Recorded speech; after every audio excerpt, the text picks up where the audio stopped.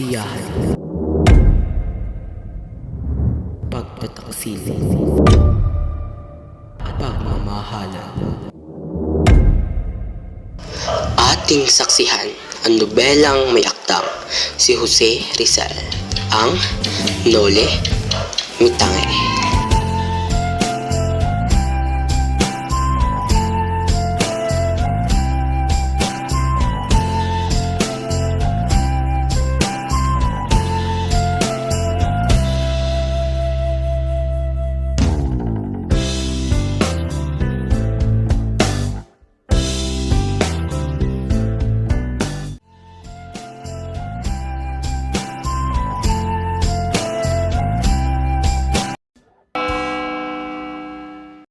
Crisostomo!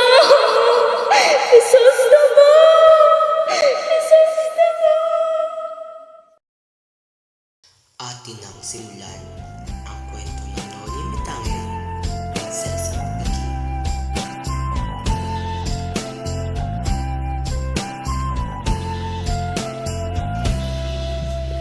Magandang gabi sa inyo mga padre at mga ginoo, gayon din sa mga binibini. Arangal ko sa inyong ipakilala si Don Crisostomo Ibarra, anak ng kaibigan kong si Don Rafael Ibarra. Kagagaling nilang galing Europa.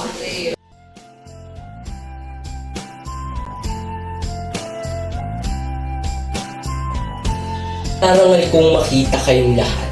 Aba, Padre Damaso, matalik na kaibigan ng aking ama. Ikinagagalak kong makita ka. Hindi ka nga nagkakamali. Ako nga si Padre Damaso. Ngunit kailanman na hindi ko naging kaibigan ng iyong ama. Nanlumo si Crisostomo Ibarra sa narinig niya mula kay Padre Damaso. Ipagpaamanhin niyo po ang aking pagkakamali. Ikaw pa talaga ang anak ni Don Rafael Ibarra. Maligayang pagbabalik, Don Ibarra.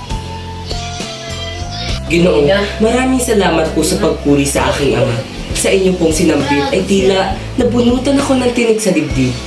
Pagtapos makipag-usap ni Don Crisostomo Ibarra kay Padre Damaso at sa iba pang panauhin ay nagpaalam na rin siya upang umalis. Binata, mag-iingat ikaw. Naway, nagsilbing aral sa inyo sa sinapit ng isip. Mukhang malapit sa puso ninyo ang aking ama. Maaaring niyo bang ikwento sa akin na totoong sinapit ng aking ama? Hindi niyo pa nalaman? Ano po ba talaga ang totoong nangyari? Alam niyo po ba? Pati ng lahat ang nangyari sa iyong ama. Namatay ang iyong ama sa bilangguan. Ang ama ko? Nakulong? Siya ay namatay sa bilangguan? Sandali lamang. Kilala niyo po ba ang aking ama? Opo, si Don Rafael. Nagulat si Crisostomo Ibarra sa isinalaysay ni Teniente Guevara tungkol sa kanyang ama. Napahinto sila at sinabing, Maaari po ba ninyong isalaysay sa akin ang nangyari sa aking ama? At kung paano siya nakulong? Ikikwento ko sa iyo, sumama ikaw sa akin patungo sa kwartel at isasalaysay ko ang nangyari sa iyong ama habang tayo naglalakad. at tumuloy na si Don Crisostomo Ibarra at Teniente Guevara patungo sa kwartel.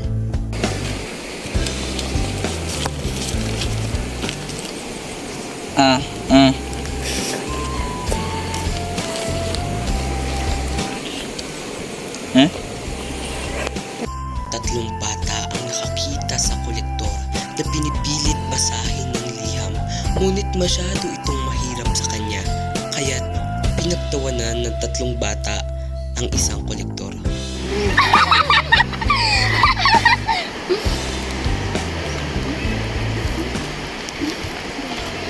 Babe Bibo! Dahil sa matinding pagkainis ng kolektor ay hindi niya napigilan ang kanyang sarili at dumampot ng bato.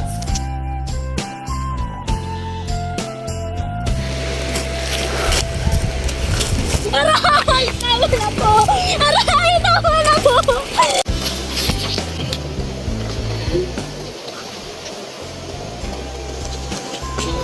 Pagkatapos isalaysay ni Teniente Guevara kay Don Crisostomo ang sinapit ng kanyang ama. ay sinabing, Tama mo lahat ng ibang impormasyon kay Kapitan Tiago. Hanggang sa muli, Ginoo. Maraming salamat po sa inyong impormasyon, Teniente Guevara. pagkatapos magpaalam ni Don Crisostomo Ibarra kay Teniente Guevara, ay dali-dali na siyang pumunta upang bisitahin si Maria Clara.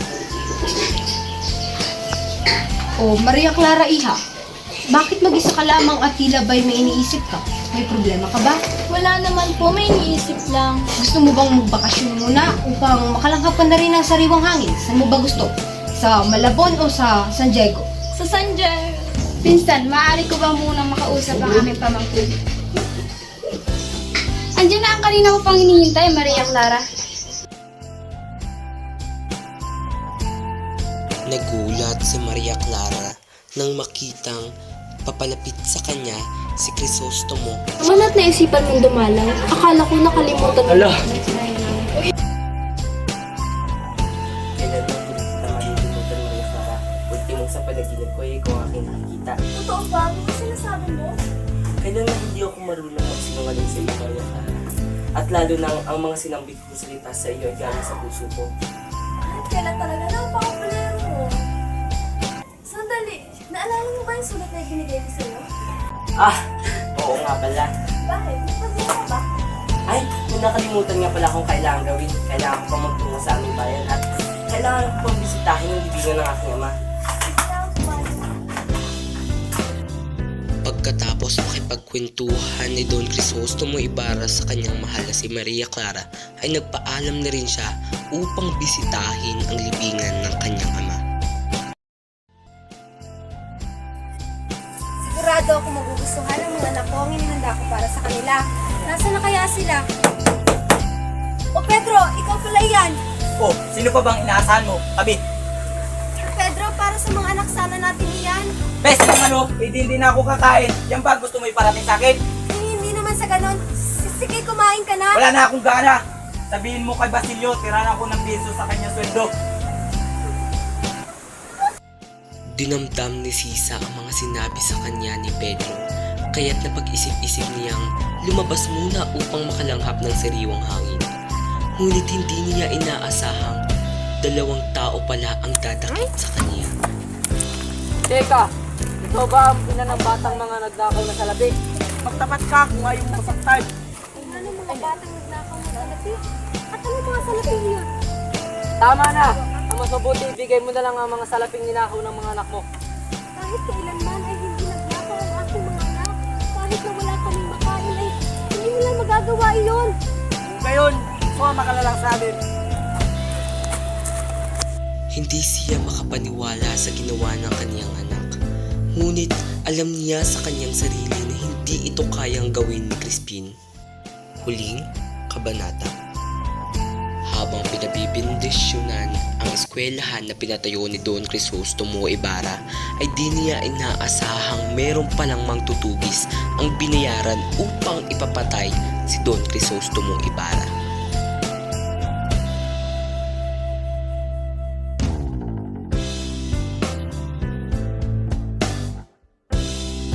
Habang naglalakad si Elias, ang kaibigan ni Don Crisostomo Ibarra papunta sa seremonya, ay minapansin siya sa itaas ng estruktura.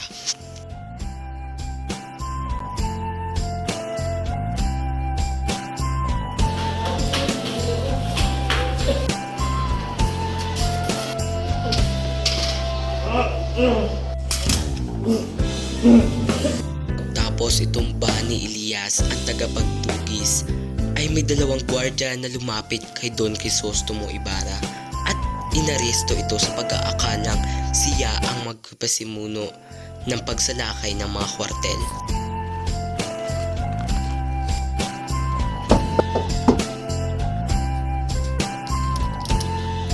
Ikaw pala, Padre Damaso.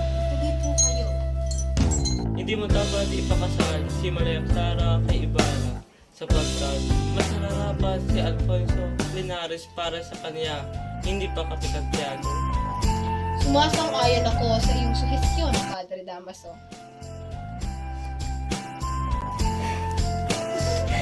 Hindi ito maaari. Si Crisostomo lang ang aking mahal. Ngunit isang umaga ay tinulungan ni Elias si Don Crisostomo Ibarra upang makatakas sa kulungan. At pumunta si Don Crisostomo sa bahay ni Maria Clara upang bisitahin siya at magpaalam. Ginamit sa iyo sa hukuman ay inagaw lamang kapalit ng liham ng aking ina na sinabing si Padre Damaso ang tunay kong ama at kaya pumayag ako na magpakasal kay Linares para sa dangal ng aking ina, ngunit ang pagmamahal ko sa iyo ay hindi magbabago. Paalam, Maria Clara. Wala ng oras na sinayang si Don Crisostomo Ibarra kasama si Elias ay tumakbo sila at sumakay sa bangka. Nang makarating sila sa Laguna de Bay ay tumakbo agad sila sa bangka. Di daling pinahigan ni Elias si Don Crisostomo at tinabunan ito ng mga dahon upang hindi ito makita ng mga tagapagtugis.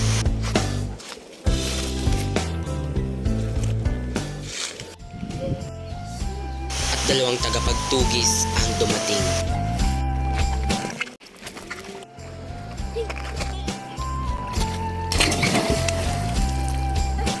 Pinuputukan ng mga tagapagtugis ang tubig na pag-aakalang si Crisostomo Ibarra ang tumalon sa tubig. Ngunit sa kabutihang palad ay nakaligtas si Elias at nagawa niya pang umahon sa tubig. Di kalayuan ay natanaw ni Elias si Sisa na wala ng buhay, kasama ang kanyang anak na si Basilio na humahagulgol at umiiyak. Inay! Inay! Mamamatay akong hindi masisilayan ang bukang liwayway. Ngunit sa makakakita nito, sana'y huwag niyong kalimutan ang nabulit sa dilim ng gabi.